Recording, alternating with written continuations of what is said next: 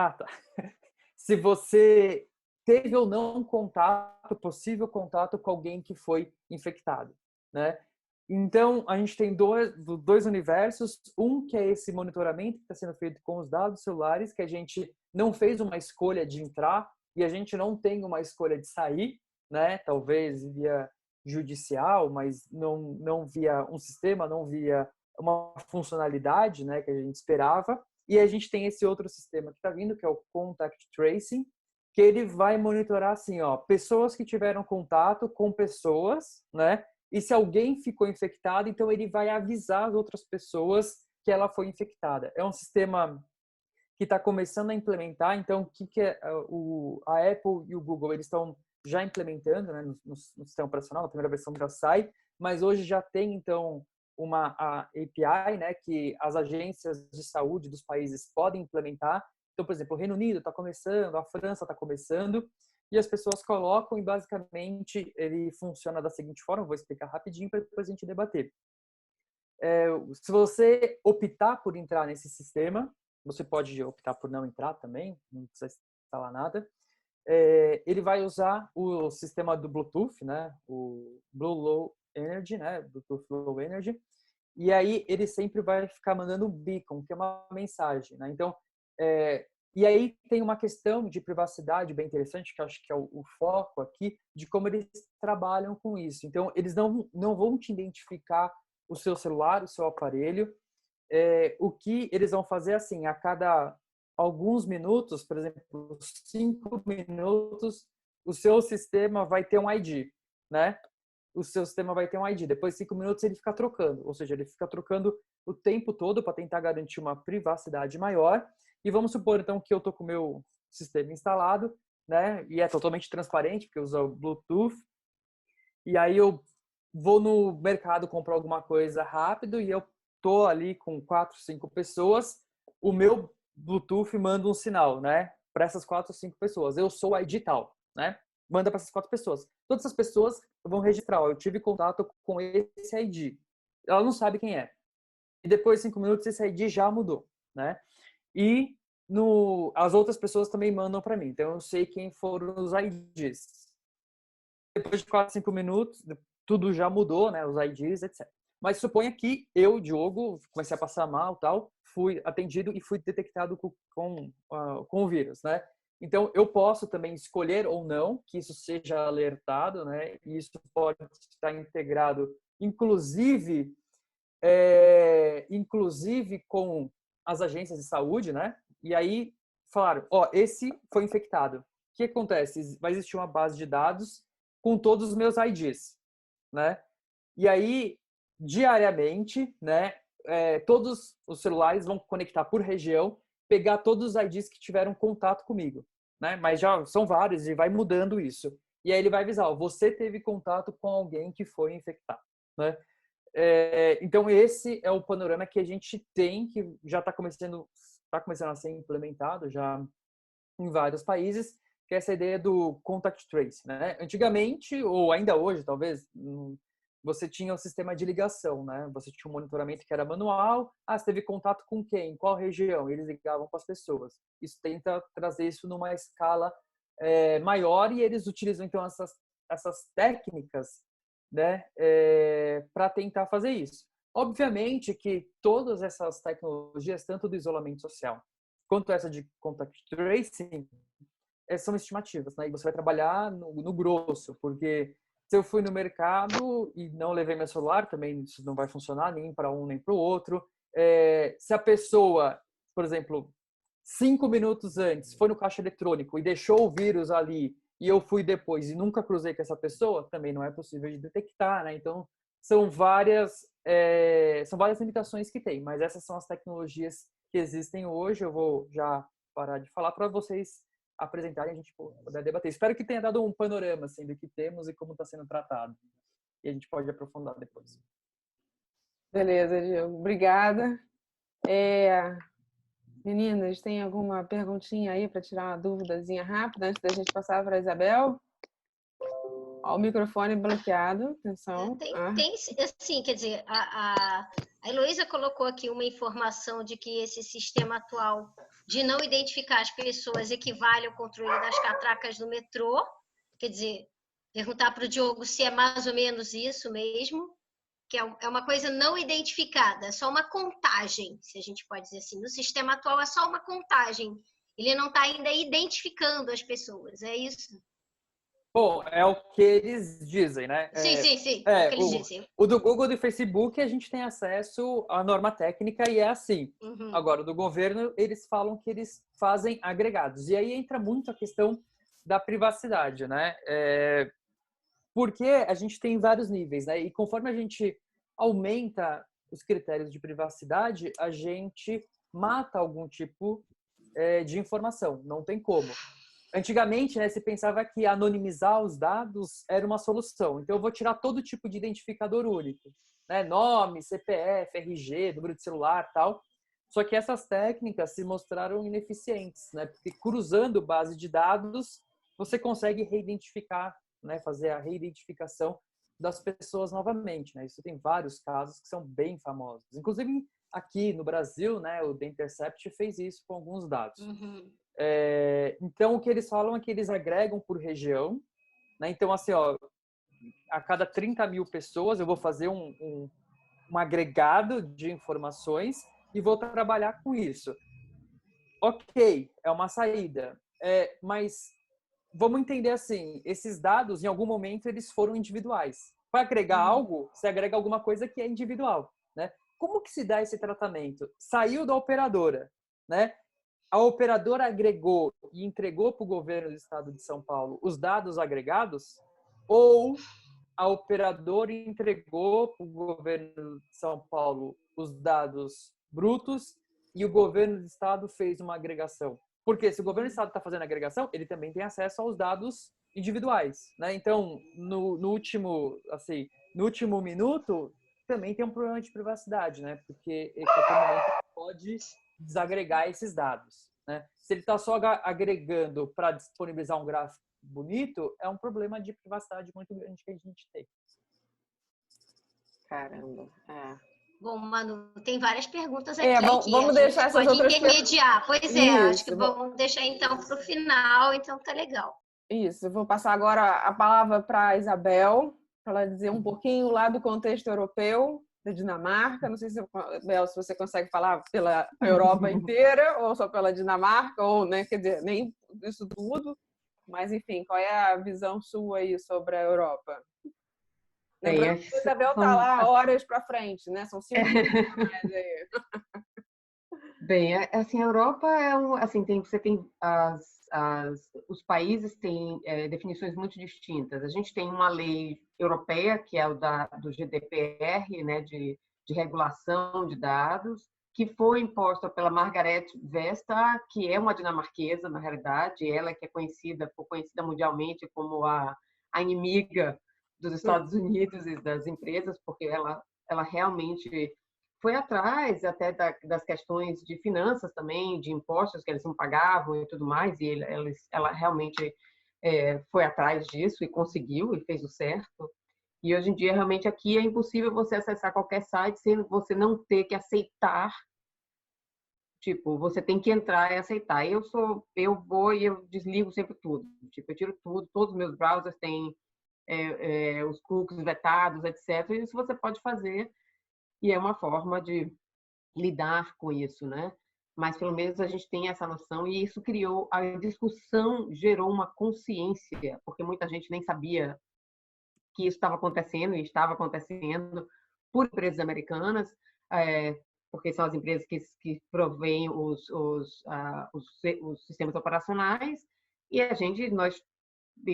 o mundo inteiro está usando praticamente esses sistemas operacionais, então existe muito esse direto. Na realidade, a gente não está vendendo os nossos dados, não é nem só para aqui, mas a gente está vendendo os nossos dados aonde você está e também para os Estados Unidos.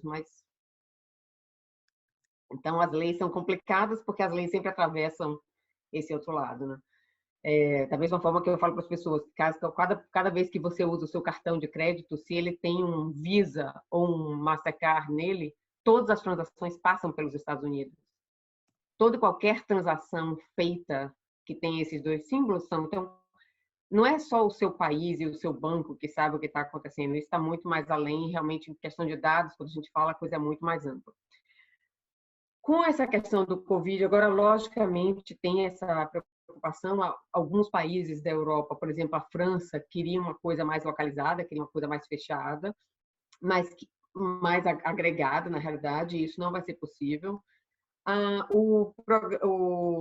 O aplicativo da Apple e da Google, na realidade, você tem que baixar e você tem que aceitar as condições e você tem que estar com o Bluetooth ligado constantemente. Então, tem várias coisas aí. Tipo, eu, por exemplo, nunca tenho meu Bluetooth ligado, ele sempre é desligado. E a não ser que venha uma lei nacional, que na hora que você instale isso, imediatamente isso vai ser feito, ou alguma outra coisa, que é complicado aqui, porque as pessoas, se rolar isso, as pessoas eu sei que vão bater de frente, porque se sente como invasão de privacidade. Então, tem várias coisas que eu acho que é meio complicado, assim, as coisas não funcionam dessa forma. E tem uma outra questão. A Margaret Vestager, na realidade, ela até a favor, ela acha que esse trabalho da Google e da Apple é uma forma deles pagarem de volta um pouco o que eles fizeram, na realidade, tipo, todo o uso de dados anteriormente, então, tipo assim, uma forma deles fazerem uma coisa positiva. Só que e ela quer que, tipo, então, tudo bem, a gente pode instalar esse aplicativo, mas assim que essa pandemia, que esse vírus for resolvido, que isso seja imediatamente retirado. E aí é que vem a questão, que é agora, que já está existindo na China, a gente está vivenciando isso aqui agora, já também lá, que é você tem uma monitoração. E quando você escala para cima esse monitoramento e essa capacidade, vamos dizer assim, completamente espalhada e ampliada na sociedade de agregação de dados, de coletamento de dados, é difícil você fazer o outro lado. Não é difícil, mas tipo, os governos não têm nenhum interesse em fazer o inverso, né? Na hora que você aumentou e abriu, quem é que vai garantir que isso vai fechar depois?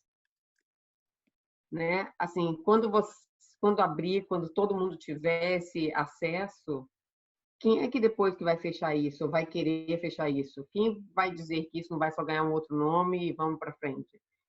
E assim, logicamente que eu acho que são leituras muito diferentes e eu acho que as culturas também são muito diferentes, mas apesar de tudo, assim, na China, onde você já tem um controle altíssimo de dados, de arrecadação de dados, de controle de pessoa identificado mesmo, né, por, assim, completamente, e as pessoas sabem, e as pessoas várias são a favor, porque se acham protegidas pelo Estado, né? Então tem uma questão de uma leitura disso de uma forma bem diferente também.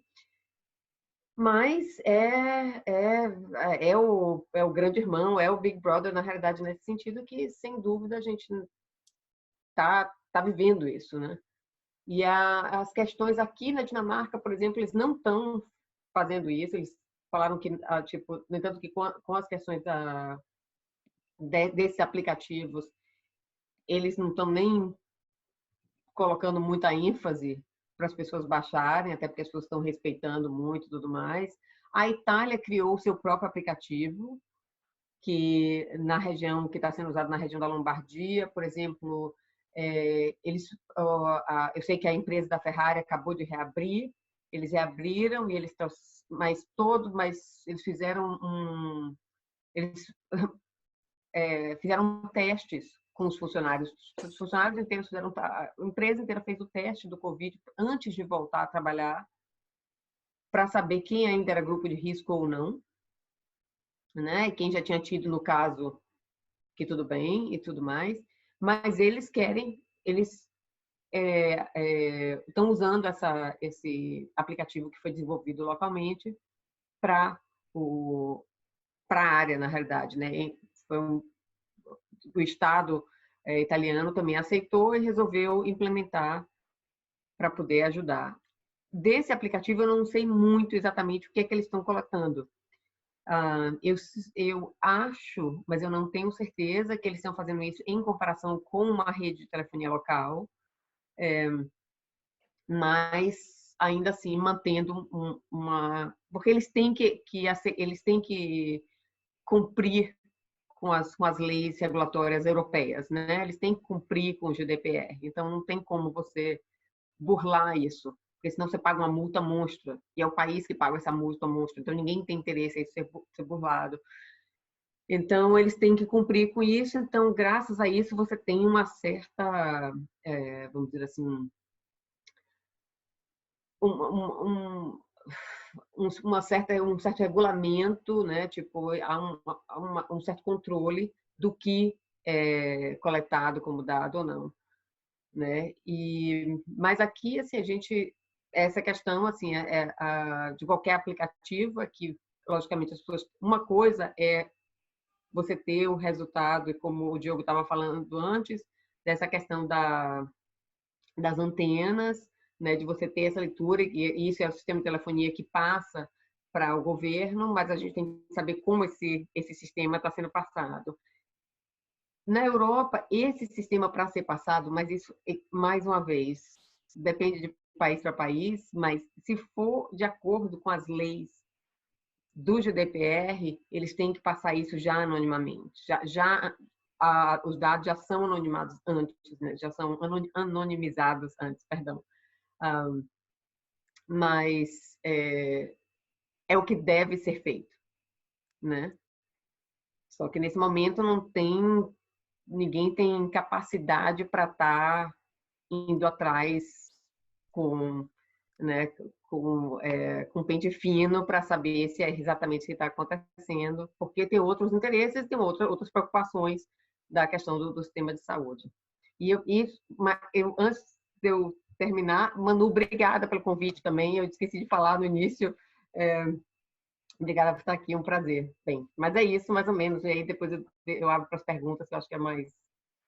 Sim, para a tá gente começar o joia, tá debate. joia. Então, depois da Obrigada, Raquel. Bel. Já rolou vários comentários aqui no chat. Pois é, eu tô vendo, por isso que eu tô... Não, é agoniante. Você fica falando e fica vendo que o negócio está ali, você não sabe o que você lê e tudo mais. Mas não sei, Cláudia e Cíntia, vocês acham que tem alguma coisa para falar agora ou a gente passa para depois? O que vocês acham? Não, algumas das discussões aqui são algumas coisas gerais do aplicativo, da ligação do Ministério da Saúde, se ligou para o fixo, se ligou para o celular, né, Cíntia? Mas também, pelo que eu li, tem algumas coisas que eu acho que a gente pode discutir com o Diego e com a Isabel depois, que é a questão desses dados, né, de você ativar os seus dados, se é uma coisa voluntária. Então, acho que tem algumas coisas que a gente pode discutir depois, até com a Raquel também, né? Como é que vocês entendem isso aí? Quer dizer, da operação do sistema e como vocês entendem isso. Porque enquanto isso que o pessoal está debatendo as outras coisas, né? Ah, não me ligou, mas é o app, ligar, como é que funciona? Mas quão isso efetivo é o fato do sujeito ligar, né? O fato do governo estar ligando? Está dando certo? Eu queria saber até esse aplicativo que a Itália fez, deu certo? Resolveu alguma coisa? Ou a epidemia correu o curso natural de uma epidemia? Ou seja, fez um aplicativo, não serve para porra nenhuma, né? Só para monitorar as pessoas. Depois, terminou a epidemia, tem todo mundo ali no controle, né? Será? muito... Bom, vamos deixar isso para depois, porque agora eu vou chamar a Raquel. Né, tem muito assunto, na verdade, uma coisa vai lembrando a outra. Pois é. Raquel, obrigada. Manu, obrigada. Vamos lá. Obrigada pelo convite também. Como ela falou, na verdade, eu já estou fazendo essa pesquisa no doutorado junto com ela, né? Ela está me orientando e a minha pesquisa é um pouco tentando entender como que os dados do cidadão, a pesquisa com o usuário pode melhorar os serviços públicos numa cidade inteligente. Então, a minha ideia era realmente como que pode ter um serviço mais centrado, né, no cidadão. E eu trabalho como pesquisa em UX, né, pesquisa com o usuário, e sempre estou entrevistando usuários, conversando, fiz trabalhos com acessibilidade, e sempre que eu vou para campo para conversar e fazer entrevistas, você vê como eles se sentem felizes de estar podendo ajudar, de estar contribuindo, de que tem alguém que está ouvindo a sua dor e pensando em soluções, e querendo colaborar para poder melhorar aquele serviço que a gente está trabalhando. E quando eu fui para o doutorado, quando comecei a pensar essa ideia de usar a pesquisa junto com cidade inteligente, começou a dar um tilt na minha cabeça se realmente eu estou ajudando ou se a questão da privacidade dos dados não está sendo algo que pode, de repente, não ser tão benéfico e pode estar sendo usado de outras maneiras. E aí eu comecei a me questionar um pouco sobre isso, e no ano passado o Vitor Guerra me chamou para escrever um artigo pensando um pouco sobre o design em 2020, né, antes de ter a questão da pandemia e tudo. E aí eu trouxe essa questão no artigo para entender um pouco como que seria a questão da ética e a privacidade na pesquisa em cidades. E eu até usei exemplos no caso de pandemia, no caso de saúde pública, né, como que é interessante a inteligência artificial, como que você pode fazer essa combinação de dados para poder melhorar e monitorar, né, certas doenças. E isso ano passado, né? Antes de ter todas essas questões. Ano passado eu também fui pro ILA, que é o Interaction, né? O evento Interaction Latinoamérica, que teve em Medellín, e também estava com essas questões na cabeça e fiz um workshop com o Oscar Murillo, que é da Microsoft, que era já refletindo um pouco sobre isso, de como que a gente pode considerar a ética e inteligência artificial, que ele já pensava em princípios e questões que a gente, como designer e como quando a gente vai entrar num projeto novo, questões que a gente pode pensar quando a gente está trabalhando com isso. E na época também o trabalho que a gente fez ali no workshop era pensando em saúde pública, né? Como que a gente pode conectar a saúde pública para poder pensar em estratégias globais.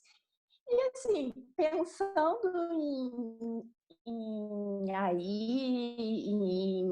em tecnologias nessa questão da saúde, na verdade tem muita coisa legal que dá para se fazer, que pode ser muito útil, né? Muita gente está usando, o Diogo deve estar acompanhando, mas tem muita gente que está usando análise de papers, porque tem milhões de papers, milhões de pesquisas no assunto, e como que a gente pode agregar, porque é impossível, né, cada pessoa fazer uma análise geral, então fazer uma tecnologia que consiga analisar muitos dados.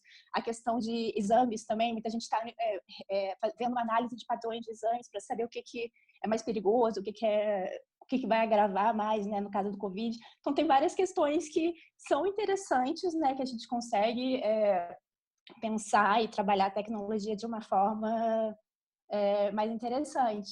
Mas aí, quando a gente começa a ver essas estratégias, né, esses exemplos que a gente começa a surgir, também dá um certo medo. E eu estava lendo um artigo do Harari, sabe, aquele autor do Sapiens, que ele fala sobre a visão de como que seria o mundo depois do coronavírus. E ele coloca dois caminhos meio que possíveis, né? O caminho que seria da vigilância totalitária, que é um pouco o que a Bel estava falando, né? Esse perigo do Big Brother e tal. E o outro caminho seria do empoderamento do cidadão. Então, dá para o cidadão de entender que ele faz parte da solução e está realmente trabalhando junto com a cidade.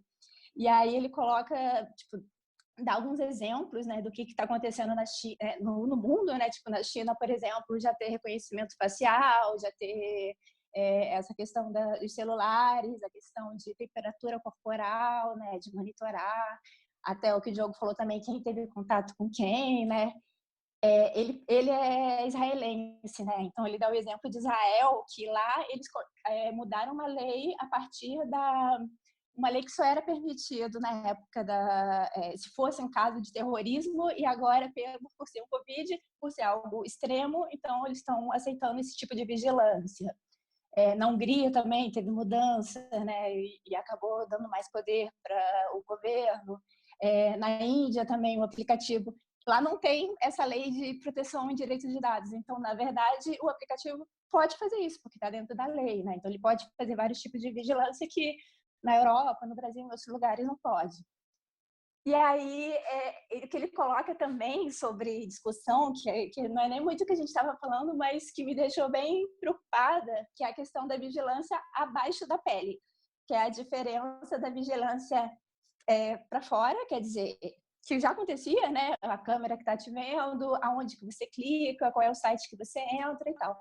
Mas quando você tem uma vigilância abaixo da pele, qual é a sua temperatura, qual é a sua frequência cardíaca, você sabe muita coisa sobre aquela pessoa, né? Então, você sabe se ela está doente, né? Porque você pode ter uma pulseira ali que está medindo, mas você sabe o que faz ela ficar com raiva, o que faz ela ficar feliz, você sabe o que faz ela chorar. Então, você consegue não só prever o sentimento, mas também manipular esse sentimento, que é super perigoso, né?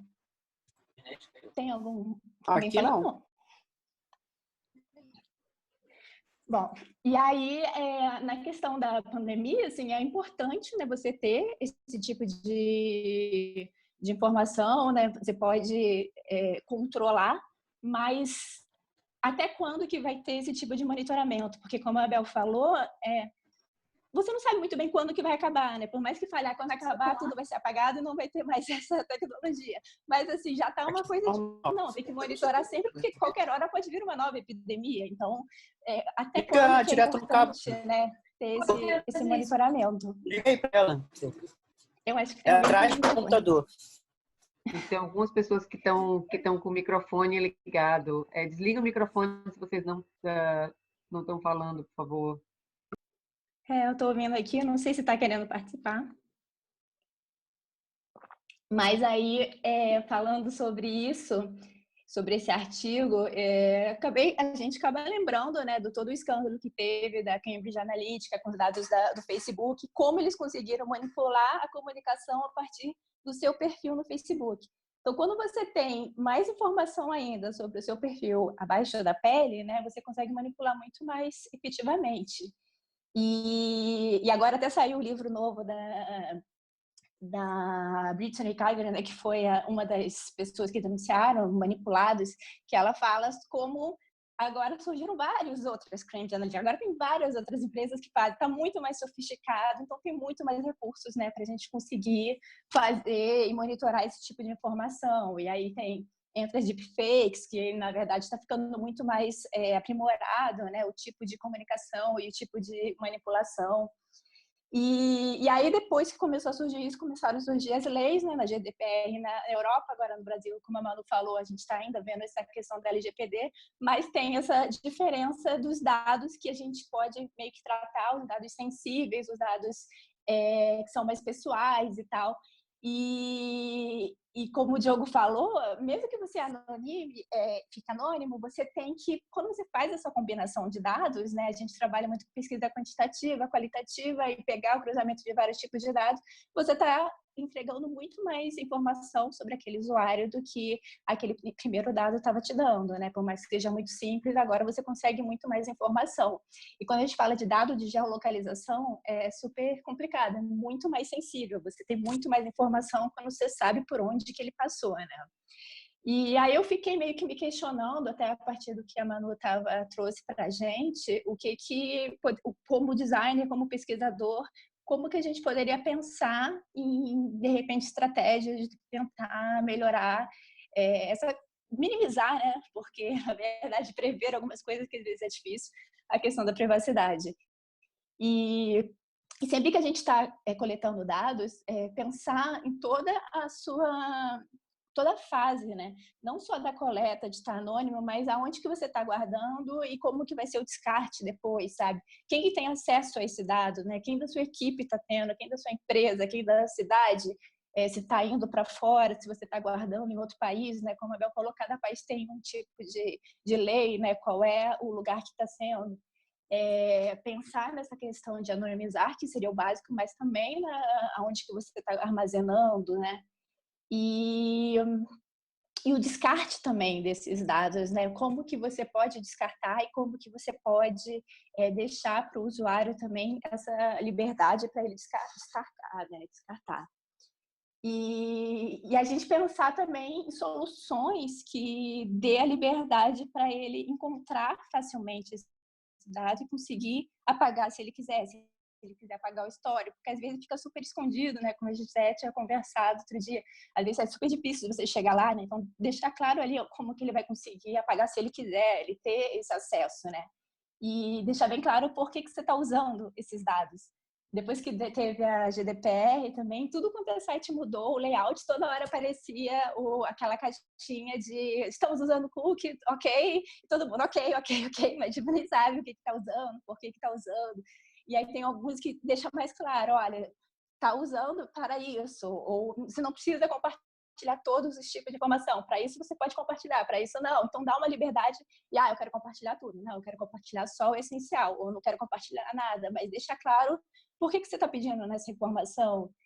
E a questão também dos termos de privacidade, isso também toda hora todo mundo mudou, e aí começou a vir aquele textão, mas eu ainda não vi um texto que realmente fosse acessível para a pessoa. Agora eu entendi, ou alguém realmente tenha lido, né, e aceitou lendo, mas como a gente, como designer e projetista, vai pensar numa solução que fique transparente, né, que fique claro para ele como que ele realmente está usando e qual é a questão da privacidade ali. E o Harari, nesse artigo, ele dá como exemplo de sucesso a Coreia do Sul, Taiwan e Singapura, que ele fala que tem os aplicativos que fazem o rastreamento e tal, mas eles fizeram muitos testes, então, acho que a Bel também tinha falado, né, muitos testes, então fica muito claro o que realmente está acontecendo, quais são os dados, né, a pessoa pode confiar nos dados. Então, os relatórios são mais honestos, é mais transparente, né, mais claro para a população o que está acontecendo, e aí acaba que o público é mais bem informado e acaba cooperando mais, né, com a própria política, né, do governo. E quando eu comecei a ver, aí agora eu nem sei, na verdade, de repente o Diogo até pode falar melhor, mas quando eu comecei a ver no jornal, sabe, essa questão do aplicativo que estava pegando a informação sobre o isolamento social, né, ainda não era sobre o contato, eu acho que era só em São Paulo ainda, e era a empresa In Loco, não sei se vocês conhecem. E aí eu lembrei, eu falei, eu já conhecia essa empresa de algum lugar tal, e eu lembrei que a Lívia Maranhão, que era designer do In Loco, ela fez uma palestra no ILA no ano passado, que eu fui, falando justamente sobre privacidade. E na época ela não tinha ainda, né, essa questão do Covid nem nada, mas ela estava falando sobre os princípios da privacidade, na questão de design, e ela até escreveu no Medium uma publicação falando sobre isso, que é até legal, assim, de ver algumas questões de princípio.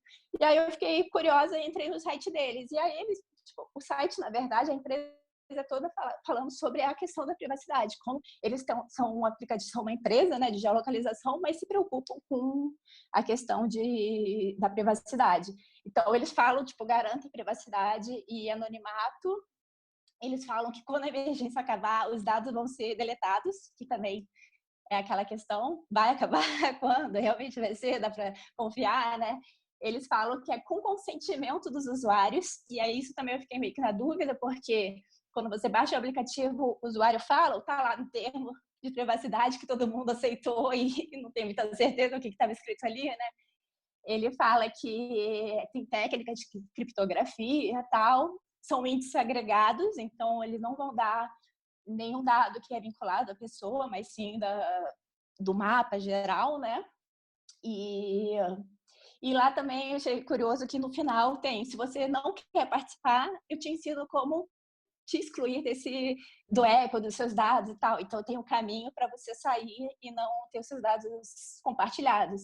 E quando eu comecei a ler sobre isso, acho que na época era até o Mandetta ainda. E aí ele estava querendo vincular o dado com o CPF para poder saber quem era a pessoa e tal. E estava tendo uma briga porque as empresas de telefonia diziam que não podia dar essa informação porque era contra a lei. E aí estava saindo um MP para poder liberar, e aí não sei muito bem como que ficou, se liberaram, se não liberaram, mas estava nessa questão de briga porque, teoricamente, antes, pelo menos, não poderia ter essa identificação com o CPF, né?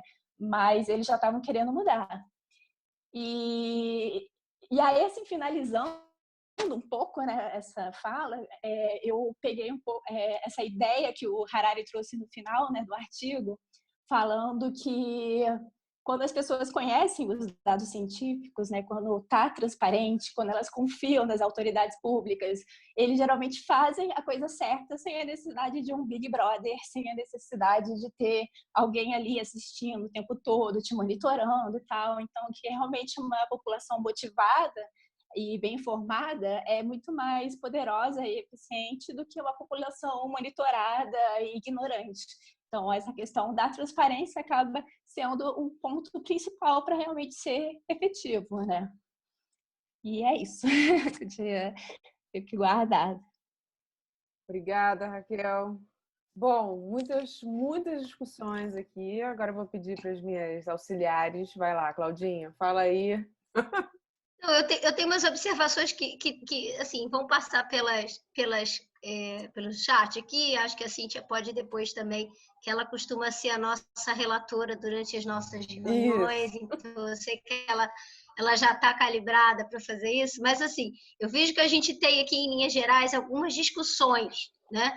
Uma que é a questão do sistema, né? E a nossa troca de informações com o sistema, que os três falaram, né? Então, assim, eu tenho que deixar o meu geoposicionamento ligado, eu tenho que ativar o meu Bluetooth para que alguém leia as minhas informações. Aí tem aqui vários, isso vai acabar com a minha bateria, isso vai funcionar, isso é espontâneo, né? Eu mando, e se eu não mandar, o que acontece? Quer dizer, então isso é uma questão, né, que está colocada e que foi trabalhada mais ou menos, né, por cada um. Uma outra coisa que até a Isabel falou e que eu acho que a gente tem que tomar um pouco de cuidado, é porque, assim, essa história toda da pandemia, que é o nosso tema central aqui, ela começou na China, e a China tem um controle de dados muito específico. A não ser que você use um VPN, você não sabe o que é o resto do mundo, né? A gente aqui respira Google, respira Apple, respira Microsoft e assiste essas combinações entre os grupos, como disse o Diogo, de uma maneira muito tranquila, porque eles já são nossos amigos, entre aspas, né? Na China, você usa, né, o aplicativo deles lá, o WeChat, que é o misto de Instagram, Facebook, eles tem tudo, né? Eles usam o Baidu, que é o Google, nosso Google, né, o nosso, ou qualquer um desses nossos buscadores, né? Mas lá eles sabem exatamente tudo que você faz. Então, o reconhecimento facial a gente já tem aqui, mas eu acho que lá eles têm uma concentração de dados, e tem a ver com o que a Isabel falou, que é esse entendimento de um Big Brother mesmo, né? Mesmo. Porque eu sei quem é o meu Big Brother. Eu acho que isso é uma coisa que a gente tem que levar em conta aí na nossa discussão, né? E até em relação às perguntas que estão aqui no chat, para a gente ter isso esclarecido. Porque lá eu sei quem é o meu Big Brother. O Big Brother é o governo. Então, eu sei que eu estou dando meus dados, mesmo debaixo da pele, como a Raquel falou, eu sei que eu estou dando esses dados para o governo. E eu acredito, de alguma maneira, me fizeram acreditar, que foi o que a Isabel falou, que isso é para o meu próprio bem, né? E, assim, essa ideia do que é o bom, o que é o importante para o cidadão, o que é a privacidade do cidadão frente ao governo, e etc., eu vejo que perpassa aqui várias dessas nossas perguntas que vão ser aí depois debatidas. Então, acho que a gente tem uma questão aí de que a gente viu acontecer esse problema da Cambridge Analytics, né? Porque ele está num escopo, num cenário em que isso é visível. E acho que muito do que os três falaram tem o fato da gente ter algumas informações invisíveis. E aí, bom, na hora que você quer dar visibilidade a algumas informações, você tem a Lei de Proteção de Dados, que também tem vários comentários aí, né? O fato de você mesmo com Lei de Proteção de Dados, né, de outros países, né, como a Europa, já implementados, a gente tem a nossa lei, né? Eu mesmo respondi aqui, bom, eu não sei ainda o que é direito essa agência de vigilância, eu quero que ela atue em prol do cidadão, né? Então, deixa por enquanto do jeito que está. Muito do que a gente lê, que também está discutido e que é produzido, a gente usa, né, nos nossos aplicativos e tal, são de empresas estrangeiras.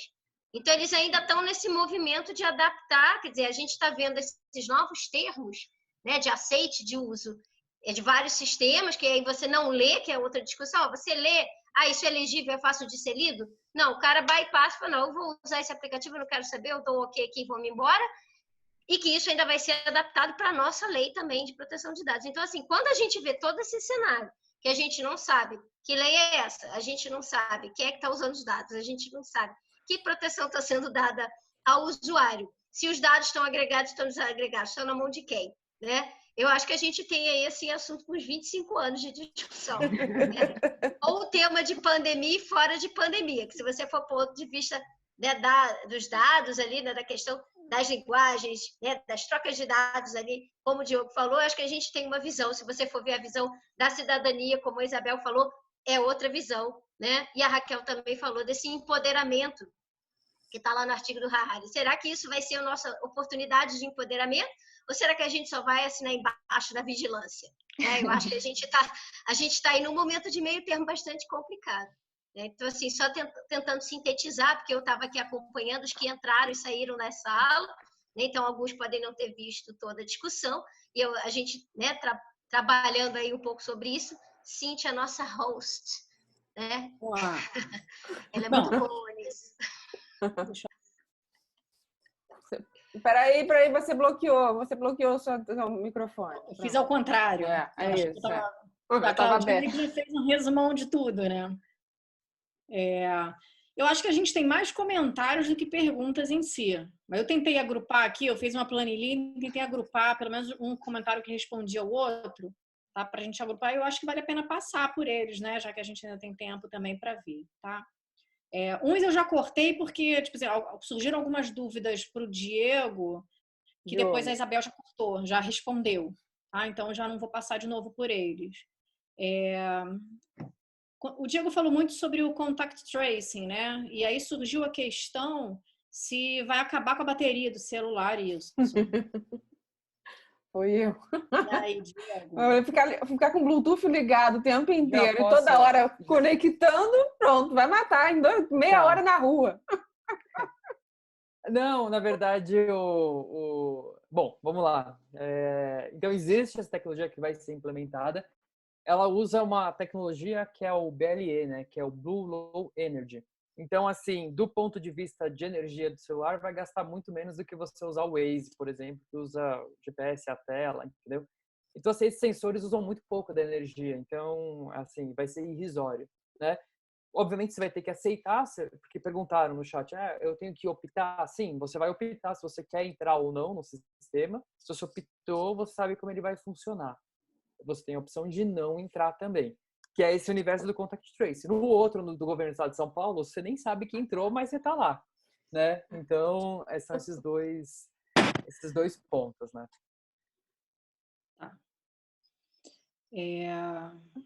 Aí perguntaram também, a Heloísa perguntou, né, se quem tem um celular velho com um sistema operacional antiquado, se vai estar fora disso.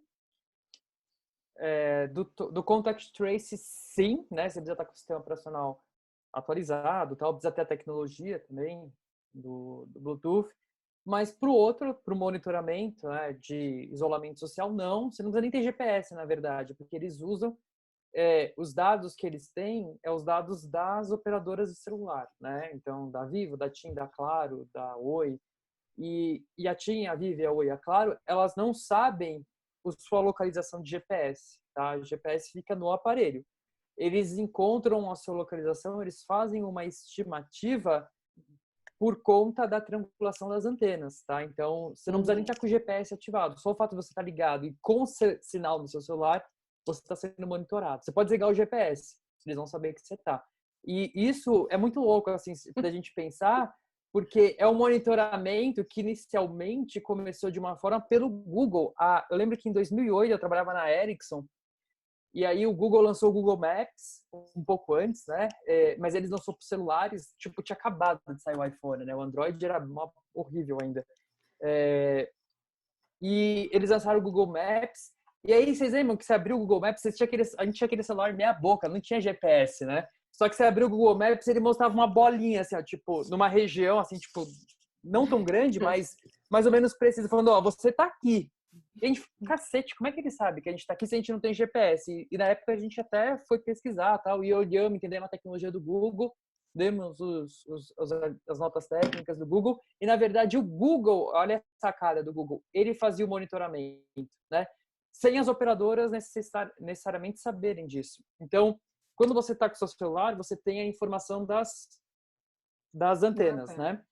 E aí, o que o Google fazia? Ele usava os celulares dos usuários que tinham GPS e conforme as pessoas iam andando, eles iam coletando os dados, né? Então, esse celular está nessa posição de GPS e o sinal da antena é esse. Ela foi um pouco mais para lá, mudou o sinal. Então, eles construíram uma base de dados. Então, quando você estava com o celular com aquelas informações das antenas, o Google conseguia estimar, né? Então, olha que curioso. Então, desde lá de 2007, 2008, o Google já fazendo esse tipo de geolocalização também, né? Então, não precisa estar com o celular ligado, nesse caso do governo do estado de São Paulo. Só com o celular ligado, ele já está coletando, o que é uma questão séria, né? Diogo, estão reclamando que eu te chamei de Diego. Desculpa, que meu filho é Diego. Eu falo 1000 vezes por dia Diego e foi no... Estou acostumado. É tanto Diego, Thiago. Não, é meu filho é Diego, então eu chamei, foi direto, né? Então tem uma pergunta da Bárbara também, que ela perguntou, né? Mas um comentário dela, né? Ela falou que a gente só consegue saber mesmo quem foram as pessoas infectadas por livre e espontânea vontade delas de comunicar, porque não está sendo muito notificado, né? Isso, então, na verdade, sim, na tecnologia do contact tracing, isso vai depender muito, porque assim, o que o Google tá fazendo Google e Apple, né? Eles estão disponibilizando um mecanismo, certo? Um mecanismo de que se você passar por outra pessoa, ele identifica, e é isso, né? E aí vai depender muito das autoridades de saúde, que aí elas vão implementar o aplicativo usando essa API. Então, e aí vai depender muito de como isso vai ser de país para país. O que o Google indica é que a pessoa pode optar ali por notificar ou não notificar. Então, vai depender muito da pessoa querer entrar no sistema e se ela entrar no sistema, ela dá o aceite de que a informação pode ser, então, distribuída, né? Obviamente, de uma forma anônima, né? Tá, não precisa necessariamente essa comprovação do exame, né? Que uma outra pessoa pode colocar aqui. E aí pode, então, rolar o quê? Isso também é uma questão que a gente... Porque quando a gente fala de privacidade, acho que é importante a gente fazer uma distinção entre segurança e entre privacidade, né? Então, segurança é você garantir que os dados estão protegidos, né? É assim, se eu sou uma empresa de celular, né? Eu sou a TIM, segurança é eu garantir que ninguém vai hackear meu sistema, roubar dados, vazar dados, isso é segurança. Criptografia está muito nessa linha. Privacidade é todos esses mecanismos, essa discussão de como meu dado está sendo utilizado, né? Será que a TIM não vende esses dados para outras empresas para saber quem está indo de uma região para outra, né? Ou para os estados, ou para governos? Pode acontecer, né? A gente não tem clareza de tudo isso. Isso é privacidade, então a gente tem que ter... E aí vai muito na discussão que a gente colocou do pós, né? E isso é muito discutido também na área de segurança, porque quando a gente fala de criptografia, então, por exemplo, a Apple tem um sistema de criptografia para destravar o celular. E aí é um caso real, né? Então, o FBI estava com o celular lá de alguns criminosos e falava para a Apple, abre para mim o celular. E a Apple falava, não vou abrir, porque é minha tecnologia, que é a ideia do backdoor que a gente fala, né? Você pode criptografar tudo, mas você deixa, né, uma saidinha para que uma agência de segurança possa coletar dados. O problema é assim, uma vez que você abre uma porta, para você conseguir fechar, né, acaba sendo muito difícil. E nesse caso, a Apple foi até o fim e não abriu, né? Então, aí a própria FBI falou, a gente conseguiu uma empresa no Israel, né, que conseguiu quebrar o código. Então, também tem essa discussão na criptografia que a gente pode transportar para a privacidade também, que faz sentido, né? Uhum. Depois que isso tudo acabar, o que o Dória vai fazer com os dados? Né? Mas, só para completar, Diogo, o que você está falando é exatamente a questão que a Cláudia também falou, que a gente estava dessa questão, por exemplo, na China, você tem interno, né? As empresas que eles estão, Alibaba, tipo, são empresas chinesas, são da China para a China. As empresas que o resto do mundo está usando são empresas americanas. Os dados, tipo, se você pedir a Google para mandar todos os dados que ela tem de você, todas as informações, assim, realmente a quantidade de informação, eu estava até lendo recentemente um artigo exatamente de um jornalista que resolveu fazer esse pedido. E daí, tipo, né? E assim, a lista era infinita, assim, era de 2007, né, Não, era de 2007 até ele pediu, são 5 anos, alguma coisa assim. Mas eles tinham tudo. Tudo. E, assim, e a questão a questão que a gente tem, essa questão do GDPR é exatamente que as coisas têm que ser apagadas depois de um tempo, que você tem que pedir. Só que isso são as coisas que são locais. E quando a gente está usando todas as empresas, nada é local. A grande verdade é que nada é local, porque você sempre tem um backup, você sempre tem uma coisa que é feita em outro. Então, se você usa Dropbox, o que você usar, a grande maioria dessas empresas são empresas americanas, com raras exceções, e ninguém é exatamente. Amanhã pode terminar, ou seja lá quando for que termine a pandemia, ou seja lá o que acontecer, tá tudo bem, todo mundo fecha, deleta o aplicativo, mas esses dados estão ali. E nada te assegura que esses dados não vão ser vendidos para quem? Isso você também não sabe. Né? A questão que você está falando exatamente dessa questão da privacidade, o problema não é que os dados são... O problema é que no momento que isso está fora, que isso já não te pertence, isso pode ser usado para qualquer coisa. Né? E, assim, logicamente, essas empresas têm o interesse de, vamos dizer assim, não necessariamente elas não querem como é que se diz, se boicotar no sentido assim, eu acho que elas têm um interesse até, mas elas também têm um interesse econômico, né? E tem outros interesses que a gente também ainda não sabe. Então, assim, são questões realmente que a gente está vivenciando. Infelizmente, eu li esse artigo do Harari também, Raquel, e tipo, para mim, eu acho que a gente está indo mais para o outro lado, né? Eu acho que, infelizmente, tem essa coisa totalitária, existe uma questão de um controle, até porque existe uma falta de educação, a gente chama de digital literacy, né? Dessa educação digital, na realidade, das pessoas não existir. Isso é uma coisa que deveria ser falado hoje em dia em escolas primárias. Né? Escolas primárias, no momento que qualquer criança que usa um iPad, tipo, entrou na escola, começou a trabalhar com isso, tem que entender qual é o sistema que está ali. Tem que entender para fazer um certo tipo de escolha, para pelo menos poder ter um certo conhecimento. Isso é uma questão, eu trabalhei com isso no meu doutorado, na realidade. E isso é muito, muito importante. Essa educação digital é uma coisa que não pode ser esperada até chegar na universidade. Eu aqui briguei nas escolas, na escola de meus filhos, para eles terem isso na escola. E a gente fez, as crianças têm que entender o que é, tem que saber quando está usando, quando usa a câmera, que essa imagem que está aqui pode ser usada para outras coisas, que pode ser capturada e usada. Tem que entender essas possibilidades, porque senão você pode imaginar que é uma imensidão de pessoas, eu não quero falar ingênuas, porque eu acho que a palavra é a palavra errada, mas são pessoas que não têm, vamos dizer assim, a clareza sobre o uso.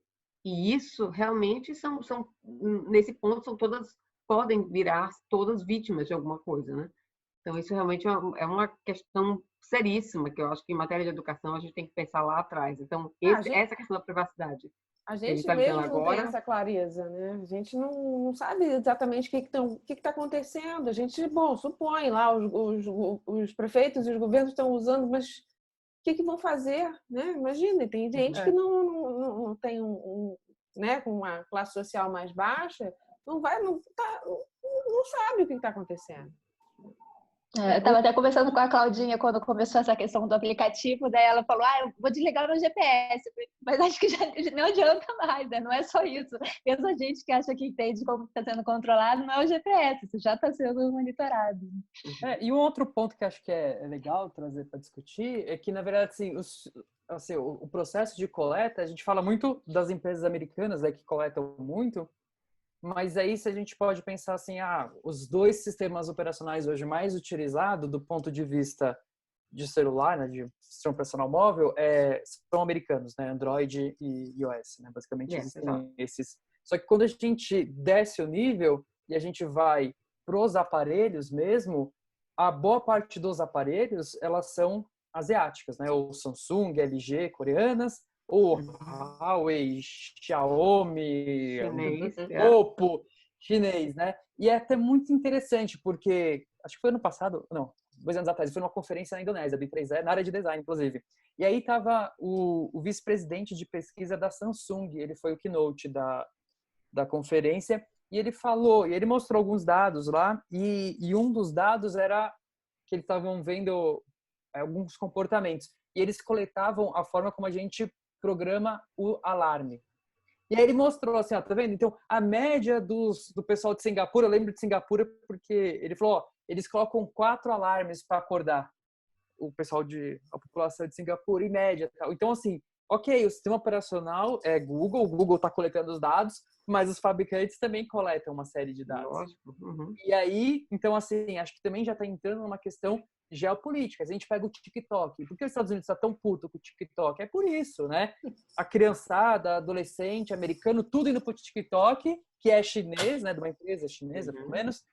E aí eles começam, então, aí entra um protecionismo também. Então, vamos multar o TikTok porque ele não está criando um mecanismo para que crianças, né, para menores de 16 anos não entrem na plataforma. Mas, na verdade, o Instagram também não tem. Mas eles não multaram o Instagram, mas eles multaram o TikTok. E, ao mesmo tempo, o TikTok, ele tem essa operação global e aí ele tem uma outra operação com outro nome, mas é o mesmo aplicativo, a mesma identidade visual dentro da China. Então, você também tem isso, né? Que acho que a gente não pode abandonar. Eu lembro que em 2007 eu também trabalhava na Ericsson, né, que é uma empresa sueca, e a gente fazia muito a parte, hoje chama insource, né? Então a Ericsson sempre vendeu, ela que cria as tecnologias, né, 4G, 5G, e elas implementavam para as operadoras, as operadoras tocavam a operação. E aí a Ericsson criou um serviço falando, agora eu implemento e eu cuido para você. Você vai fazer o marketing, deixa a operação comigo, né? E obviamente a Ericsson tinha escritório em 110 países, então ela fazia muito estratégias de offshore, né? Então eu vou pegar uma operação de uma empresa americana e transferir para a Índia ou Paquistão ou para, enfim, né? E o Brasil era um dos países que sempre recebia. E aí tinha uma operação de uma empresa italiana, duas operadoras, uma italiana e uma espanhola, que foi passado para a Ericsson, e aí a transferência da operação, né? Quem ia operar seria uma parte no Brasil, né? Aqui no Brasil, e uma parte no México. Só que barrou a operação porque tinha acabado de entrar em vigor na União Europeia uma lei específica, não era GDPR, nem se falava em dados pessoais, mas de dados de segurança pública, né? Então, e eles consideravam telecomunicações como dados de segurança pública, então tinha que ficar dentro da União Europeia. E aí a estratégia foi, a Romênia tinha acabado de entrar na União Europeia, tinha baixo custo, mandaram para lá, mas assim, então era muito louco, porque a gente, né, conseguia acessar informações, assim, eu falava, na época eu já imaginava isso, eu falava, cara, será que o cara da AT&T, né, americano, ele comprando uma musiquinha, na época a gente fazia serviço para a Napster, a gente vendia musiquinha, ele sabe que o sistema que ele está comprando, na verdade, não é da AT&T, é de uma empresa sueca, que está sendo operado, né, por uma equipe no Brasil com um suporte na Índia, sabe? Tipo, e a gente acessa dados sensíveis, né? Então, hoje você tem assim, uma visão diferente, né, do poder e da geopolítica também, tem que ser pensado. Isabel, você pode dar o nome do artigo que você estava citando? Ou dos dados? Acredito que é aquele artigo que você falou do Google. Não, Eu acho que foi o artigo que você falou que você viu que o Google tinha todos os dados e o repórter o cara pediu o histórico dele de dados. Exato. Deixa eu achar aqui e mandar para vocês. Tá. Então, vou seguindo com as perguntas. E aí, quando você achar, bota no chat aí, por favor, tá? Tá bom. A última é para o Diogo. O Cid botou que se eles estão rastreando a sua localização, mesmo com o GPS e o localizador desligado. No caso, sim. Aliás, 100%, né, do monitoramento, nesse caso da Covid-19 aqui no estado de São Paulo, é sem dado de GPS. Eles marcam a sua localização por meio das antenas e se você se locomoveu, eles sabem a região que você foi, e se você foi a mais de 200 metros, tal, eles consideram como um não respeito ao isolamento, né? E não só isso, eles também cruzam com outras bases também, porque tem gente que recebe SMS do governo e isso é feito, sua região está tendo muito caso, se cuide, lave as mãos, coloca máscara e tal. Então, eu percebi isso, muita gente falando de recebendo notificações também, né? Então, principalmente, tem alguns professores da PUC falaram que receberam essa notificação, né, de SMS, assim, falando sua região tem, porque eles sabem onde você está, eles sabem onde está tendo mais pico, né, de doenças, mais idas aos hospitais, então eles alertam também a população sem uso nenhum de GPS, porque na verdade a operadora não tem não tem acesso ao seu GPS, é só pela triangulação de antenas. Tipo filme Essa de ação. triangulação, né, que a gente já conhecia. E aí o pessoal está perguntando, então se não adianta nem desligar o celular? Acho que sim, né, nesse caso. Tem que tirar a bateria. Você tem que tirar a bateria do celular e ele para a triangulação. Mesmo se o seu celular desligado, você ainda está mandando sinal. Mas para você parar tudo, você tem que tirar a bateria. Mas quem tem iPhone não faz isso. Com celulares novos. Então, na verdade, assim, se você estiver conectado na rede, né, se você conectou na rede de operador, eles sabem a região que você está. Não tem como... E eles nem conseguiriam te entregar o serviço, né, se não fosse por meio da antena, né? Então, não tem como fugir disso. Então, você pode comprar um celular sem GPS, que nesse sistema você vai estar sendo monitorado porque é pelo CDRs, né, pela triangulação de antena. E aí tem um caso curioso que é esse da Inloco, que falaram, né? Porque a Inloco é uma empresa que, inicialmente, ela faz marketing. Ela usa uma tecnologia muito próxima ao que o Contact Tracing faz. Então, pelo GPS, pelo Bluetooth, na hora que você entra em lojas, ele consegue te avisar, tal. Então, eles já têm dados sobre isso, por isso que eles conseguiram fazer o índice de isolamento social deles, né? Então, a gente tem várias coisas rolando ao mesmo tempo. A gente tem o índice social do governo do estado de São Paulo, a gente tem esse outro índice que é o da empresa Inloco, que é uma empresa privada, mas que tem 60 milhões, né? O aplicativo deles, não um aplicativo, mas eles fazem algo parecido com o do Google, né? Eles desenvolveram o API, aí as outras empresas implementam o API deles, então, mas eles têm acesso a 60 milhões de celulares, né? Uma população de 220 milhões, como a do Brasil, é significativa por uma empresa privada, né? Então... Eu tô achando que a gente tem muito dado, que nem os dados do coronavírus, dados para tudo quanto é canto, né? 500 mil projeções e nada tá dando certo para nada, né? Que nem esses 500 dados celulares de tudo quanto é canto. Cadê? Cadê a verdade? Né? Cadê o que é? Né? Mas vou voltar para a Cíntia, porque aqui foi só um desabafo. No iPhone ferrou, né? Não pode tirar a bateria. É isso aí, tá entregue. Até perguntaram aqui se não adianta tirar o chip. E não funciona tirando o chip? Então, na verdade, assim, o iPhone, eu não sei se você desliga, ele continua mandando algum sinal. Eu não consigo afirmar isso. Teria que ler a especificação técnica, né? Eu tenho quase, tipo, certeza que sim. Você continua enviando qualquer... mesmo no telefone desligado, você ainda está enviando sinal. Para você parar de enviar o sinal, você tem que parar a bateria, você tem que tirar a bateria, certo? Mesmo sem o chip, porque mesmo sem o chip, você ainda tem direito a fazer ligações de emergência. Tem. Isso com certeza, Então, como você, mesmo sem o chip, você tem ligações de emergência, você ainda está enviando o sinal pela antena. Certo? Então, tipo, a antena é como você tem que pensar com a antena como se fosse uma antena de rádio, né? O seu rádio está desligado, tipo, o rádio está desligado, tá, mas a antena está ligada, tá. Então, no momento que, tipo, o sinal está chegando, você só não está ouvindo, mas está chegando. Certo? É a mesma coisa. Lá, sim. Alguém perguntou se não der para tirar a bateria, funciona se deixar a bateria acabar e não carregar mais? Aí sim, né? Porque se não tiver nada de energia... Joga fora o celular. Pronto, essa é a melhor maneira. Então... Deixa em casa e sai, vai passear, né? Mas eu lembro que eu tinha um PlayStation 3, já faz um tempo isso, e estava desligado e totalmente ligado, mas ele estava na energia ainda. E aí uma vez eu fui fazer alguma coisa atrás da estante e eu vi que ele ficava piscando luz. E aí, pesquisando, eu vi que ele continuava mandando sinais para a Sony, mesmo com o equipamento desligado, né? Isso o PlayStation 3, o PlayStation 4, não sei como é que tá. Porque na época ninguém se pensava nisso, né? Em proteção, não tinha também esse arcabouço, né, jurídico e de preocupação e social e moral, né, também que a gente tem hoje. Então eles faziam o que queriam, né? Então. Vou passar aqui para a próxima, tentar correr, que a gente tem ainda só meia horinha e agora vamos chegar nas perguntas, nos comentários que apareceram na palestra da Isabel. Vamos à questão ética, menos à questão tecnológica agora, Cíntia.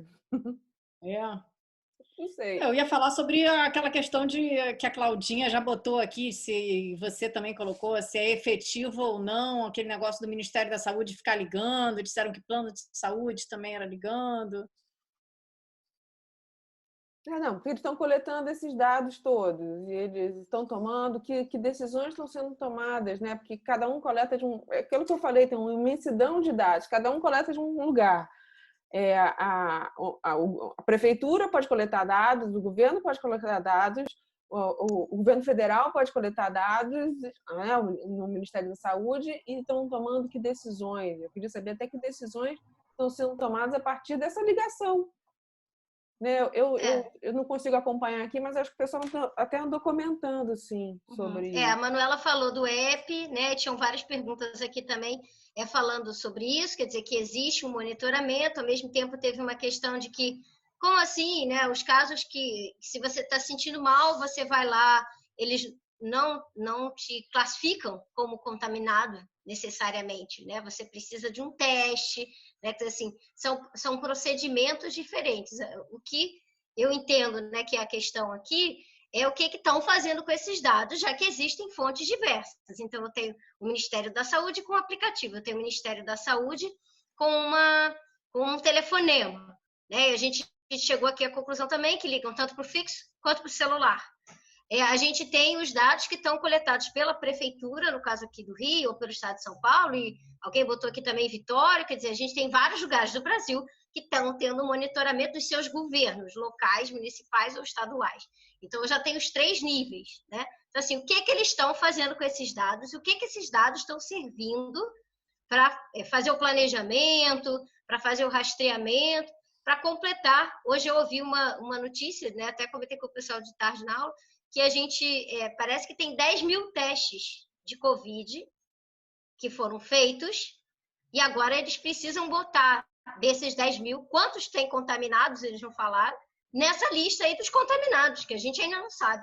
Quer dizer, existem estimativas que, né, a gente já falou aí, né, também o Diogo falou dessa questão, são dados que eles veem, você trata, né, Isabel também comentou isso, você tem um tratamento de dados e cadê esse tratamento de dados? Cadê a transparência desse tratamento de dados? Eu não sei o que eles estão fazendo com isso. Eu não sei se o Ministério está trocando com o estadual, por exemplo, com a Secretaria Estadual. Começa a somar dados, soma e não tem um controle. Assim, perde o controle de todos os dados. Mas aí você precisa de política, né? Você precisa de uma política de uso dos dados, né? E uma política de enfrentamento da pandemia, assim, não dá para ser uma coisa isolada, porque senão acho que a gente vai ficar sem alternativa. Eles coletam, ok, mas o que eles estão fazendo com isso? Cadê a transparência no uso de dados? Eu acho que é isso que é o mais importante, quer dizer, quando você tem dados públicos, você pode perguntar, né? Foi até um exemplo que a Isabel deu aí também da história do Google, né? Quer dizer, que é uma empresa privada, você pergunta, ele tem obrigação, dependendo aí das leis, né, que tiverem regendo aí esses contratos, né, de uso, ele vai te dizer o que é que está acontecendo, para que ele está usando. Mas as empresas estão coletando os dados, ponto. Isso é fato. Eu acho que, na verdade, são muitas iniciativas que estão acontecendo, né, de forma isoladas, acho que sem uma coordenação, porque é algo que emerge mesmo, assim, de iniciativas. E você tem, acho que assim, pensando em estratégias, a gente deveria pensar assim, em levar a ideia de dados abertos, né, para que os dados sejam abertos, a questão da transparência, de saber o que está acontecendo. eu dou um exemplo específico. Minha esposa é otorrino, né? E aí tem, assim, a perda do paladar e olfato está muito associado com o Covid, né? E isso eles foram descobrindo aos poucos. Então, a Sociedade Brasileira, a Associação Brasileira de Otorrino, sei lá como é que fez, eles fizeram um formulário e aí os médicos preenchem, entendeu?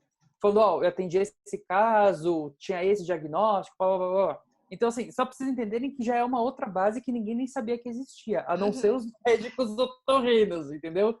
E a Sociedade Brasileira de Otorrino, entendeu? Porque eles estão usando para pesquisa deles e eles não falaram nada para ninguém. Mas pode ter coisa interessante ali, né? Então, assim, mas não que eles estão fazendo na maldade, não é isso, é porque eles estão numa iniciativa ali e nem sabe como abrir os dados e como abrir os dados de forma anônima, assim, é um conjunto de médico ali que está, né, que tá organizado uma associação que é nacional, mas que não tem essa ideia, né, do que fazer com os dados. E a mesma coisa acontece aqui, a gente tem dados estaduais, dados municipais, alguns estão abertos ou não, né? Então acho que essa ideia dos dados abertos, até lá no NIC, né, no nosso departamento, tinha uma iniciativa de juntar esses dados abertos, né? Tem uma ONG que é a Brasil I/O, que faz isso.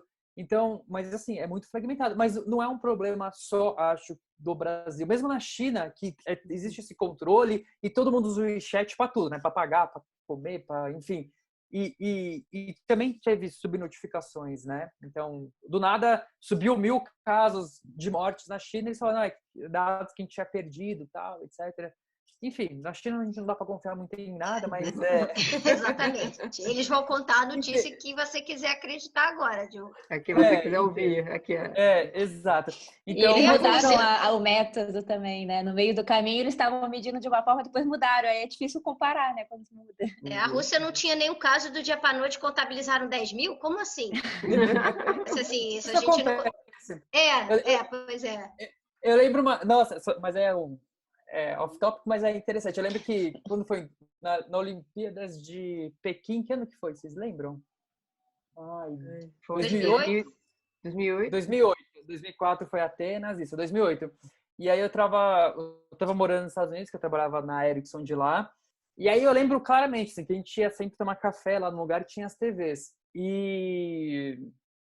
E aí, do dia para noite, assim, eles mudaram toda, assim, a mídia americana mudou a forma como eles mostravam o ranking das medalhas. Por que aconteceu? Eles sempre contabilizaram, assim, o primeiro país como o maior número de medalhas de ouro. E acho que naquela época das Olimpíadas, a China começou a ganhar medalha de ouro pra cacete, assim. E aí passou os Estados Unidos. Ele falou, não, agora a gente vai contabilizar pelo total de medalhas. Aí o total de medalhas, os Estados Unidos passava para frente. Então, cada um conta a história do jeito que quer, né? Infelizmente.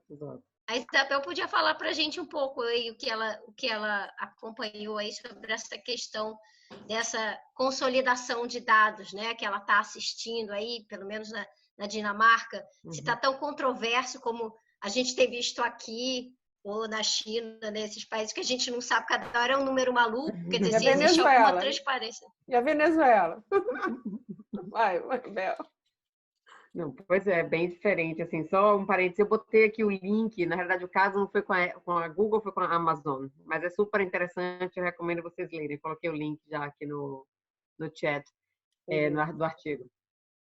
Mas, não, assim, aqui, assim, existe, logicamente tem essa discussão, mas eu acho que existe, assim, primeiro que eu chamo de país protótipo, que é um país protótipo, são 5 milhões de pessoas, então tudo se testa aqui, né? Tipo, todos os tipos de aplicativo, de ideia, tudo se testa aqui, porque país protótipo é ótimo, a gente tem um teste rápido, existe uma confiança no governo também, existe uma... Então, eu acho que isso tudo facilita. Então, assim, aqui existe essa coisa de a gente confia no governo. A gente confia no governo, a gente tem tudo é muito transparente. E quando eu digo muito transparente, é muito transparente mesmo. Você pode olhar em qualquer página do governo, você sabe quem são as pessoas, o que é que elas fazem, o quanto elas ganham, onde elas moram, tipo, onde elas moram não, mas o quanto elas ganham, sim. Toda a questão pública é muito aberta aqui, muito transparente. Então, isso logicamente facilita com que as pessoas tenham uma confiança. Então, na hora que a primeira-ministra chegou e falou todo mundo vai para casa, todo mundo foi para casa, não tinha discussão sobre. Na hora que ela falou não vai ter festivais, não vai ter, acabou, tudo bem, ninguém saiu reclamando na rua, achando que era alguma loucura. Não, muito pelo contrário. Assim, a gente entende que isso é para o bem de todos, né? Então, existe aqui, ela até brincou na última, como é que se diz? A apresentação que ela fez na televisão, ela até falou que a gente tinha sido bom demais, assim, então, porque aconteceu que todo mundo ficou tão em casa que realmente parou a transmissão, assim. Então, a gente agora só tem, sei lá, só tem 50 pessoas hospitalizadas, alguma coisa assim. Então, a gente saiu de um momento a gente tinha 500 e tanta, e agora a gente, entendeu, não tem, tem poucas, na realidade, muito poucas. E por isso que até o país está começando a abrir vagarosamente, mas abrir aos poucos. Amanhã a gente vai saber mais. Amanhã a gente acabou de ser informado, a gente recebeu uma mensagem agora de noite, que amanhã ela vai falar mais uma vez, então a gente já vai saber o que vai acontecer assim, nas próximas semanas. Mas, então, assim, aqui essa coisa do GDPR é muito levada a sério. Com a questão do projeto, eu estou participando de um projeto da União Europeia, na verdade, 2, e um é com essa coisa de desenvolvimento urbano, sobre mobilidade de transporte. E quando o projeto começou, foi antes do GDPR. E aí aconteceu o GDPR no primeiro ano do projeto, exatamente, logo no final do primeiro ano do projeto. E a gente, literalmente, teve que entrar em contato com todo mundo que a gente tinha entrevistado para passar toda a informação, para ter todo esse cuidado. E a gente agora tem esse cuidado, tipo assim, tipo de deletar, tem que ser tudo arquivado aqui na Dinamarca, não pode ser em algum provedor, servidor, tipo programa que seja fora daqui, então tipo no servidor da universidade com backup de outra universidade, mas tipo assim, tudo tem que ser local. Então tem uns cuidados realmente que são feitos e que a gente tem que seguir, né? Que a gente tem que seguir. Mas como a gente estava trabalhando com mobilidade, uma das coisas que a gente tinha, a informação que a gente tinha e era fácil de triangular, era porque mesmo sem os nomes das pessoas, a gente sabia onde as pessoas moravam. Porque eram as direções que elas iam, elas tinham marcado nos mapas os caminhos que eles faziam. E isso é, tipo, totalmente sensível. Então, a gente teve que realmente não só anonimizar os dados completamente, como assim que a gente analisou os dados, a gente teve que deletar toda a parte de informação que, tipo, literalmente apagar. Eu estava contando para a Manu e para a Raquel, assim, porque a gente também faz parte desse grupo de pesquisa, que na universidade eu tive que deletar todos os e-mails que eu tinha, na realidade, com qualquer informação sensível. Qualquer informação sensível, leia-se se tinha o gênero da pessoa, se tinha algum dado que você pudesse identificar. É uma loucura, eu tive que literalmente apagar minha caixa de correios praticamente toda, porque todo mundo tem assinatura. Então, assim, você tem esse cuidado aqui com essa questão do Covid, as pessoas. Se o governo falar amanhã que todo mundo tem que instalar, todo mundo vai instalar, sem dúvida. Mas também se o governo falar agora todo mundo desinstala e vocês apaguem todos os seus dados antes de fazer isso, todo mundo também vai fazer. Então, existe esse cuidado, como eu falei, como são 5 milhões e a zona sul do Rio de Janeiro, é fácil de fazer uma média, né? Tipo, de você conseguir esse controle de uma forma maior. Mas essa confiança no governo é muito, assim, é muito única, né? Assim, não é realmente não é isso que você tem em outros países, nem em outros países da Europa. Nessa questão da Itália, por exemplo, assim, se a gente olhar para os governos no momento, por exemplo, a Hungria acabou de passar várias leis, a Rússia acabou de passar várias leis, tem várias leis que estão sendo passadas nesse momento, e eu diria para todo mundo ficar de olho e bem alerta, porque enquanto está todo mundo falando em pandemia, os governos estão se aproveitando para passar umas leis bem sérias e aprovar essas leis e ninguém está falando sobre isso. Então, ao lado da pandemia, tem esse outro lado que a gente também tem que estar assim, observando. E é isso que eu digo, apesar de ser a Europa, são vários países na Europa com várias culturas distintas e com várias formas de lidar com as coisas também, com esses problemas e outros bem distintos. E a gente vai ver uma confusão grande quando o tema da pandemia acabar e acredite, mesmo com a pandemia melhorando, esse tema é um tema de interesse governamental, a gente também tem que pensar isso, porque é uma forma da gente mudar o olhar para ficar prestando atenção em uma coisa e não estar prestando atenção em outra. E se eles têm essa informação ainda por cima da gente com os dados, então tipo, é a sopa no mel.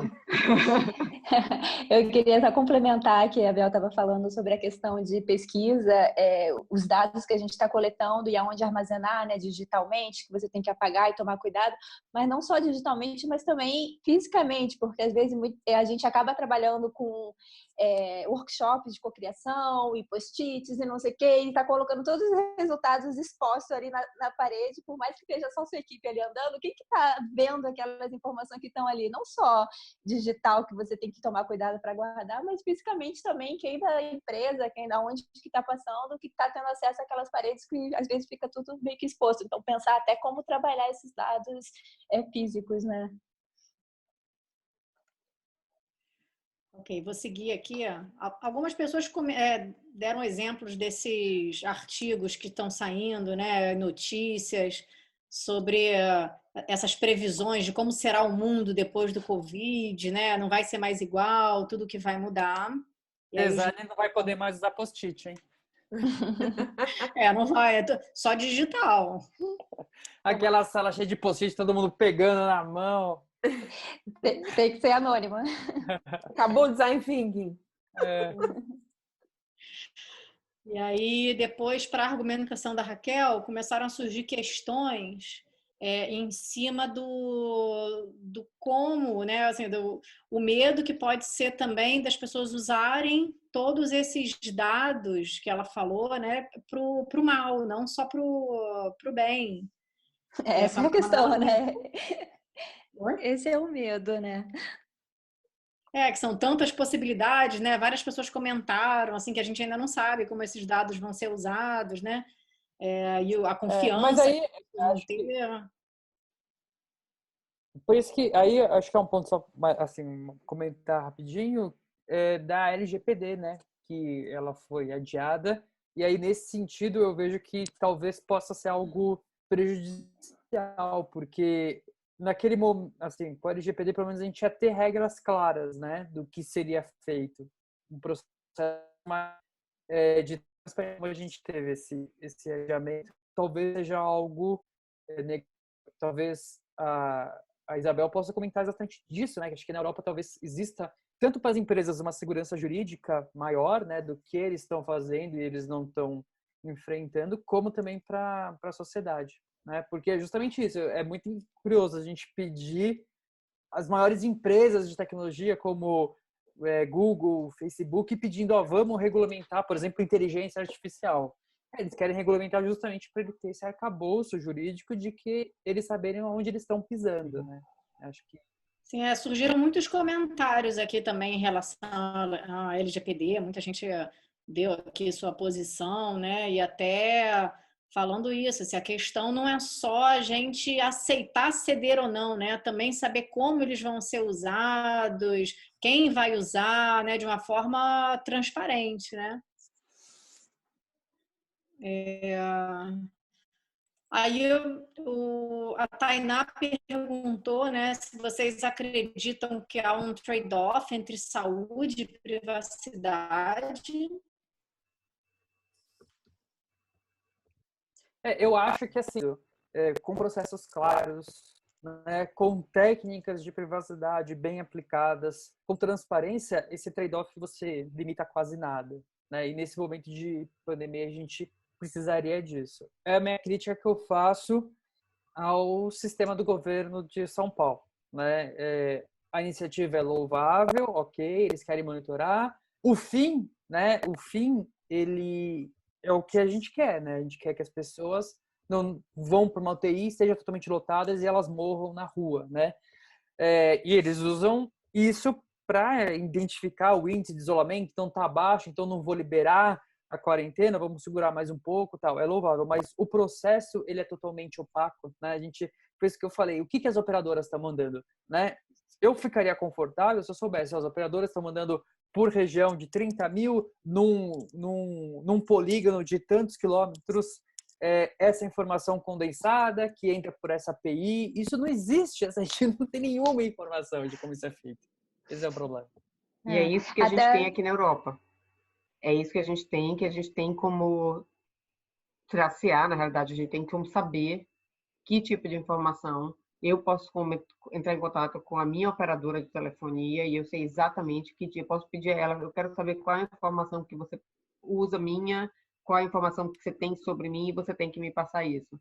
E graças a isso, aqui na Europa, eu posso fazer a mesma coisa com o Google, com a Amazon, com a Facebook, com qualquer empresa, eu tenho direito a fazer isso. Eu tenho direito a pedir à empresa, não só para eles me enviarem todas as informações que eles têm sobre mim, mas também para eles apagarem todas essas informações, inclusive no servidor americano. O que isso é único e realmente foi uma coisa, assim,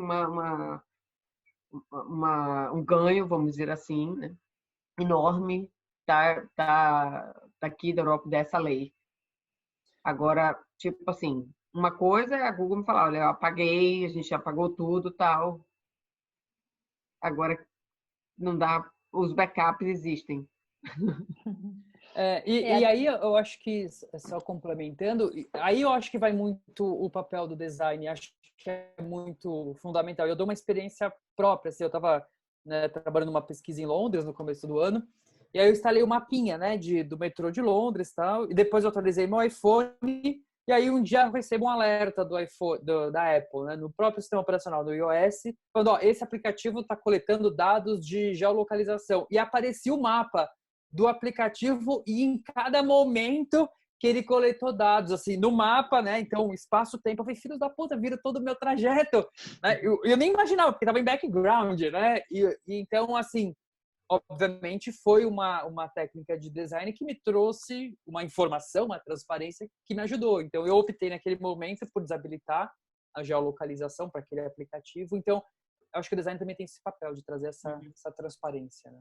A gente pode pensar, né, em soluções como ficar mais claro, mas essa questão da privacidade e da saúde, eu até lembrei daquele artigo que a Manu compartilhou da FAPERJ, que o pesquisador da Fiocruz fala justamente isso, tipo, a gente não tem que escolher entre privacidade e saúde, a gente pode ter os dois, então é realmente pensar como que os dois conseguem trabalhar juntos, porque o que eles estão colocando é isso, olha, você vai perder a privacidade, mas tudo bem, você vai melhorar a saúde, ele está falando que tem que pensar em como você conseguir os dois, né? Não tem que escolher. Mas para isso você tem que ter um serviço de saúde nacional e único, e porque o problema é que você tem que pensar que no Brasil, infelizmente, você tem seguradoras de saúde, que nem nos Estados Unidos.